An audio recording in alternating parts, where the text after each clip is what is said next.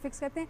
आपकी जानिब आएंगे मीर इश्तियाक साहब, आज लैलतुल क़द्र है, 27वीं शब है, क्या फ़जीलतें हैं इस शब की और कैसे इंसान पा सकता है तमाम तर इबादात और नफली रोज़े रख कर भी और नफली इबादात कर भी, कि लैलतुल क़द्र की फ़जीलत से मुतालिक बताइए।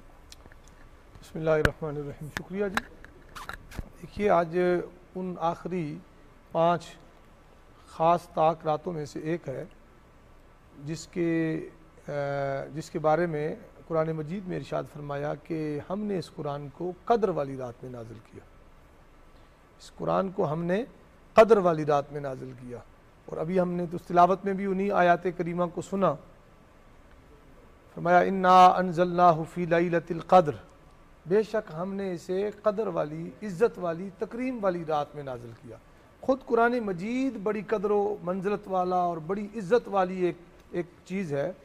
कुरान मुक़द्दस ख़ुद अल्लाह तबारक व तआला का कलाम होने के हवाले से, एक नुस्ख़ा कीमिया होने के हवाले से, उम्मत और इंसानियत के लिए क़यामत तक के लिए गाइड बुक होने के हवाले से कुरान ख़ुद एक बहुत बड़ी चीज़ है जी। लेकिन यहाँ समझने की ज़रूरत है कि अल्लाह पाक ने फरमाया हमने इस कुरान को क़द्र वाली रात में, इज़्ज़त वाली रात में नाजिल किया।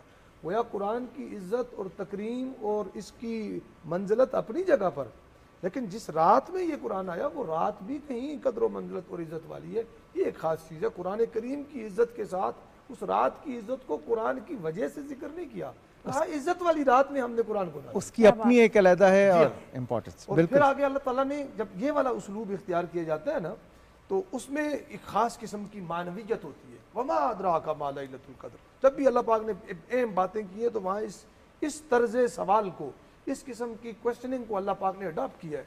और तुम क्या जानो क़द्र वाली रात क्या है? यानी ये मदा का एक खूबसूरत तरीन तरीका है किसी चीज़ की तारीफ़ करने का। इस्तिफ़हामिया एक ऐसे मतलब सवालिया अंदाज में उसकी तारीफ़ करना, आप क्या जानते हैं कि हाँ जी, इसकी इंपॉर्टेंस क्या है? दिलचस्पी, इंटरेस्ट पहले डेवलप किया कि तुम्हें क्या पता ये क्या है। फिर कहा लैलतुल क़द्र खैरुम मिन अल्फ़ि शहर, ये एक रात इतनी मंज़लत और क़द्र और तकरीम वाली है कि 1000 महीनों से ये अफजल है और बढ़कर है। पूरी सूरत इस रात के नाम कर दी अल्लाह। अभी हमने तिलावत में सुना ना, पूरी सूरत तनज़्ज़लुल मलाइकतु वर्रूहु फ़ीहा बिइज़्नि रब्बिहिम मिन कुल्लि अम्र। ये पूरी की पूरी रात ऐसी है जिसमें अल्लाह की बारगाह से खुसूसी फरिश्ते ज़मीन पर उतरते हैं। इस रात के प्रोटोकॉल, इस रात की तकरीम, इस रात के फ़्यूज़ात बांटने के लिए फरिश्तों की ख़ास जमात फारूक साहब आसमान से नीचे उतरती है।